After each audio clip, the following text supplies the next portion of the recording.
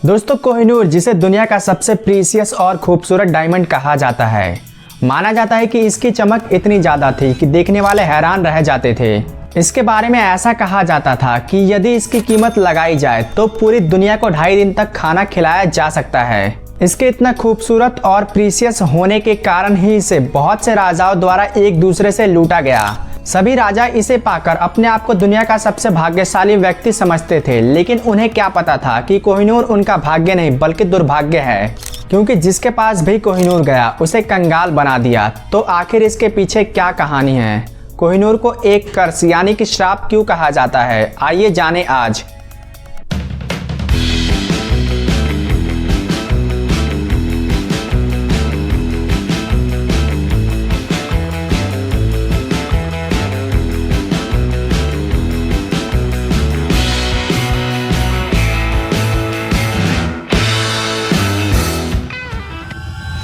दोस्तों, कोहिनूर को आज से लगभग 700 साल पहले गोलकुंडा की खदान से निकाला गया, जो आज तेलंगाना में मौजूद है। जब कोहिनूर को निकाला गया था तब इसका वजन 793 कैरेट था। उस समय इस क्षेत्र पर काकतीय वंश का साम्राज्य था। काकतीय वंश के राजा प्रभाकर देव को सबसे पहले कोहिनूर मिला, जिसे उन्होंने अपने खजाने में शामिल कर लिया। कोहिनूर को सम्राटों का रत्न कहा जाता था। लगभग 6 दशक तक कोहिनूर काकतीय वंश के पास रहा, लेकिन जब बाद में अलाउद्दीन खिलजी ने दक्षिण भारत पर आक्रमण किया तब कोहिनूर उसके पास चला गया। खिलजी वंश के बाद तुगलक वंश के पास कोहिनूर गया। ऐसे ही कई दशकों तक कोहिनूर दिल्ली सल्तनत में एक दूसरे को पास ऑन होता गया, जिन्होंने दिल्ली पर शासन किया। 1526 में जब बाबर ने इब्राहिम लोदी को हराकर भारत में मुगल वंश की स्थापना की, तब उसने अपनी ऑटोबायोग्राफी बाबरनामा में लिखा कि ये हीरा इतना कीमती है कि इसकी कीमत में पूरी दुनिया को 2.5 दिन तक खाना खिलाया जा सकता है। भारत पर मुगल वंश की स्थापना के बाद कोहिनूर मुगलों के खजाने का हिस्सा बन गया। बाबर के बाद हुमायूं, अकबर, जहांगीर और फिर शाहजहां के पास कोहिनूर गया। शाहजहां ने कोहिनूर को अपने मयूर सिंहासन में जड़वा दिया, जिसे पीकॉक थ्रोन या तख्त ए ताउस भी कहते हैं। मयूर सिंहासन के बारे में ऐसा कहा जाता है कि इसे बनाने में लगभग 7 सालों का समय लगा, जिसके लिए इतने पैसे खर्च किए गए जितने में 3 से 4 ताजमहल आसानी से बनवाए जा सकते थे। मयूर सिंहासन में कोहिनूर के साथ साथ बहुत से बेशकीमती रत्नों को जड़ा गया था, लेकिन कोहिनूर को मयूर सिंहासन के सबसे ऊपर जड़ा गया, जिसे आप इस फोटो में देख सकते हैं। इसके बाद 1648 में शाहजहां को हटाकर औरंगजेब मुगल वंश का शासक बना, जिसने शाहजहां को आगरा के किले में कैद कर दिया। ऐसा बताया जाता है कि शाहजहां ने औरंगजेब से कहा कि मुझे आगरा के किले में उस जगह कैद किया जाए जहां से मैं ताजमहल को साफ साफ देख सकूं, और शाहजहां की इसी ख्वाहिश को पूरा करने के लिए औरंगजेब ने आगरा के किले में मयूर सिंहासन को इस तरह से रखवाया कि कोहिनूर में ताजमहल साफ साफ दिखाई देता था। औरंगजेब के टेन्योर के दौरान ही हमें कोहिनूर का सबसे पहला स्केच देखने को मिला, जिसे फ्रेंच ट्रैवलर टेवेनियर ने बनाया था। वहीं औरंगजेब के टेन्योर के दौरान जो कोहिनूर 793 कैरेट का था, वो 186 कैरेट का रह गया, क्योंकि औरंगजेब ने इसकी चमक को बढ़ाने के लिए इसकी पॉलिशिंग और कटिंग का काम एक जेम आर्टिस्ट होर्टेंजो बोर्जिया को दिया, जिसने कोहिनूर को इस तरह से काटा कि इसका वजन 793 कैरेट से घटकर 186 कैरेट रह गया।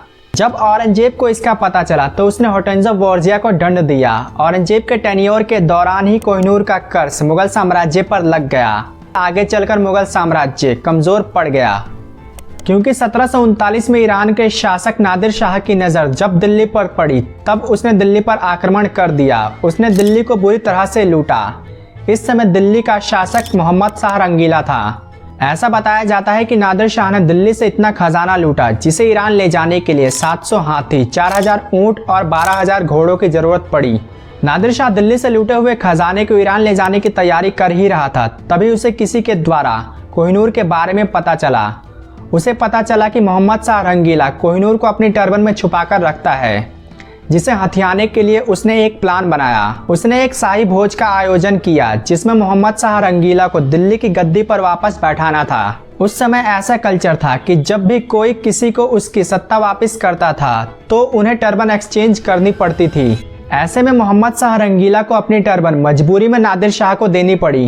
बाद में जब नादिर शाह ने मोहम्मद शाह के टर्बन को खोला तब उसे उसमें कोहिनूर दिखाई दिया। कोहिनूर की चमक इतनी ज्यादा थी कि नादिर शाह के मुंह से निकला, कोहिनूर। बता दें कि कोहिनूर को सबसे पहले कोहिनूर नाम नादिर शाह ने ही दिया था, जो एक पर्शियन शब्द है जिसका मतलब होता है लाइट ऑफ माउंटेन। कोहिनूर को कोहिनूर नाम नादिर शाह ने ही दिया था। इसका रेफरेंस हमें नादिर शाह की ऑटोबायोग्राफी वक्त ए नादरी में मिलता है। नादिर शाह ने कोहिनूर के बारे में एक और बात कही थी। उसने कहा था कि यदि दुनिया का सबसे शक्तिशाली व्यक्ति एक एक पत्थर चारों दिशाओं में फेंके और एक पत्थर पूरी ताकत से आसमान में उछाले, तो इतने स्पेस में जितना सोना आएगा उसकी कीमत कोहिनूर से कम होगी। 1747 में नादिर शाह की मृत्यु के बाद उसका साम्राज्य कमजोर पड़ गया, जिस पर अफगानी शासक अहमद शाह अब्दाली ने हमला कर दिया, जिसके बाद कोहिनूर अहमद शाह अब्दाली के पास चला गया। अगले कई दशकों तक कोहिनूर अफगानों के पास रहा, लेकिन शाह शुजा, जो दुरानी साम्राज्य का अंतिम शासक था, जब उसका तख्ता पलट हुआ तब वो कोहिनूर को लेकर सिख शासक महाराजा रंजीत सिंह के पास पहुंचा। उसने महाराजा रंजीत सिंह को कोहिनूर गिफ्ट कर दिया और इसके बदले अफगानिस्तान में अपनी सत्ता वापस स्थापित करने की बात कही। ऐसे अफगानों के बाद कोहिनूर सिख साम्राज्य का हिस्सा बन गया। बाद में महाराजा रंजीत सिंह ने अफगानिस्तान के उस हिस्से को जीत लिया। ऐसा बताया जाता है कि महाराजा रंजीत सिंह कोहिनूर को अपने बाइसेप्स पर बांधकर घूमते थे। उन्होंने कोहिनूर को उड़ीसा के जगन्नाथ मंदिर में दान करने की बात कही थी, लेकिन वो ऐसा कर पाते उससे पहले 1839 में उनकी मृत्यु हो गई। 1839 से 1843 के बीच 4 बार सिख साम्राज्यों के राजा बदले गए। महाराजा रंजीत सिंह की मृत्यु के बाद सिख साम्राज्य कमजोर पड़ने लगा, जिस कारण अंग्रेजों की नज़र सिख साम्राज्य पर पड़ गई। जिसके बाद अंग्रेजों ने सिख अंपायर को हथियाने के लिए सिखों के आखिरी राजा महाराजा दिलीप सिंह से ट्रीटी ऑफ लाहौर साइन करवाई, जिसमें लिखा था कि अब सिख अंपायर ब्रिटिश क्राउन के अंडर रहेगा। वहीं सिखों के आखिरी राजा महाराजा दिलीप सिंह कोहिनूर को अपनी मर्जी से ब्रिटेन को गिफ्ट दे रहे हैं। जिसके बाद 1849 में रानी जिंदल, जो महाराजा रंजीत सिंह की पत्नी थी, उन्हें जेल में डाल दिया गया।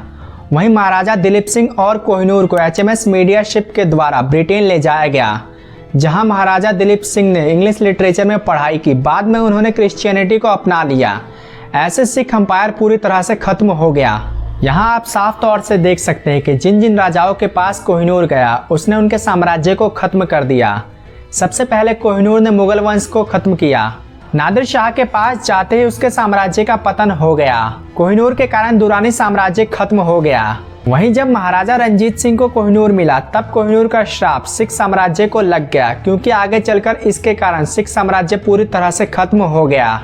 हालांकि ये एक कोइंसिडेंस भी हो सकता है, क्योंकि उस जमाने में साम्राज्यों का बनना और खत्म होना एक आम बात थी।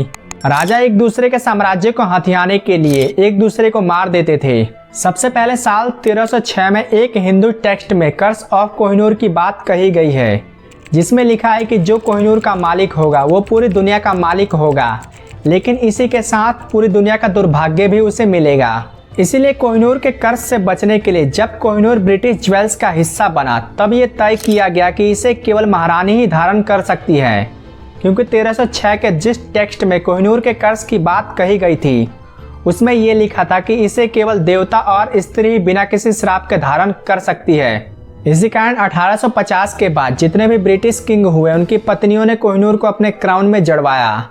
1850 में एक स्पेशल सेरेमनी के जरिए क्वीन विक्टोरिया को कोहिनूर सौंपा गया, लेकिन क्वीन विक्टोरिया को कोहिनूर का शेप कुछ खास पसंद नहीं आया, जिस कारण उनके पति किंग एल्बर्ट ने इसकी खूबसूरती को और बढ़ाने के लिए इसकी कटिंग और पॉलिशिंग का काम फ्रेंच और डच जेम आर्टिस्टों को दिया। कटिंग और पॉलिशिंग के बाद कोहिनूर का वजन 186 कैरेट से घटकर 105.6 कैरेट रह गया। आज कोहिनूर एक ओवल शेप डायमंड है, जिसका डायमेंशन 3.6 × 3.2 × 1.3 सेंटीमीटर है। पहले जो कोहिनूर 793 कैरेट यानी कि एक संतरे के बराबर था, आज वो एक नींबू के बराबर रह गया है। लेकिन इतना छोटा होने के बावजूद भी कोहिनूर की चमक बरकरार है। क्वीन विक्टोरिया कोहिनूर को अपने ब्रेसलेट में पहना करती थी। क्वीन विक्टोरिया के बाद साल 1902 में क्वीन अलेक्जेंड्रा ने इसे अपने कोरोनेशन सेरेमनी में पहना। अलेक्जेंड्रा के बाद क्वीन मैरी ने इसे अपने कोरोनेशन सेरेमनी में पहना था। आखिरी बार कोहिनूर को साल 1937 में क्वीन एलिजाबेथ द मदर के कोरोनेशन सेरेमनी में देखा गया, जो उनके क्राउन में जड़ा हुआ था। आज कोहिनूर टावर ऑफ लंदन के ज्वेल हाउस के एक बैरक में रखा हुआ है, जहां उसकी चमक आज भी बरकरार है। कोहिनूर, जिसने अपना सफर काकतीय डायनेस्टी से शुरू किया, दिल्ली सल्तनत का अंत देखा, मुगल साम्राज्य के पतन का गवाह बना, नादिर शाह और अहमद शाह अब्दाली की मृत्यु को देखा, वहीं सिख साम्राज्य का अंत इसके सामने हुआ। आज वो कोहिनूर ब्रिटिश रॉयल ज्वेल्स का हिस्सा है। समय समय पर भारत द्वारा इसे वापस लाने की बात कही जाती है, लेकिन अभी तक भारत इसे वापस नहीं ला पाया है। सबसे पहले 1947 में भारत ने कोहिनूर को वापस लाने की कोशिश की थी। इसके बाद साल 2015 में भी सुप्रीम कोर्ट में एक पिटीशन दायर हुई, जिसमें कोहिनूर को भारत वापस लाने की बात कही गई। वहीं समय समय पर अफगानिस्तान, पाकिस्तान और ईरान द्वारा भी कोहिनूर पर दावा किया गया है। अफगानिस्तान अहमद शाह अब्दाली के कारण कोहिनूर पर अपना दावा करता है, वहीं नादिर शाह के कारण ईरान कोहिनूर को अपना बताता है। वहीं पाकिस्तान का ऐसा कहना है कि महाराजा रंजीत सिंह लाहौर के एरिया पर शासन करते थे, जिस कारण कोहिनूर पर पाकिस्तान का हक है। मगर ब्रिटेन किसी को भी कोहिनूर देने के फेवर में नहीं है। उसका ऐसा कहना है कि महाराजा दिलीप सिंह द्वारा ब्रिटेन को कोहिनूर गिफ्ट में दिया गया था, जिसकी बात ट्रीटी ऑफ लाहौर में लिखी गई है। अब तो ये फ्यूचर ही बताएगा कि भारत की गोद से जन्मा कोहिनूर भारत वापस आएगा या नहीं। आपकी क्या राय है? क्या भारत कोहिनूर को वापस ला पाएगा या नहीं? कमेंट में बताना ना भूलें। वहीं यदि आपको ये वीडियो पसंद आई तो इस वीडियो को लाइक करके चैनल को सब्सक्राइब करना भी ना भूलें। तो मिलते हैं अगली वीडियो में।